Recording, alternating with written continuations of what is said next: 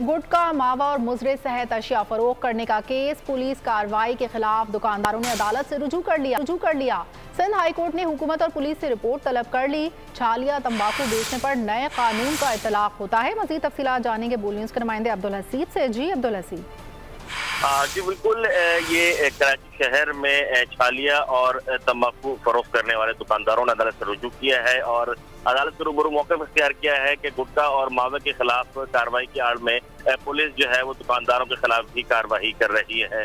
अदालत ने जो दरख्वास्त गुजार है उनसे पूछा कि ये जो चीजें आप फरोख्त करते हैं क्या इन चीजों को मिलाकर ही मावा और गुटखा बनता है। अदालत ने इसके साथ साथ ये भी जो है वो सवाल पूछा एडवोकेट जनरल सिंध से कि बताया जाए छालिया और तंबाकू की फरोख्त पर नए कानून का इतलाक होता है या नहीं।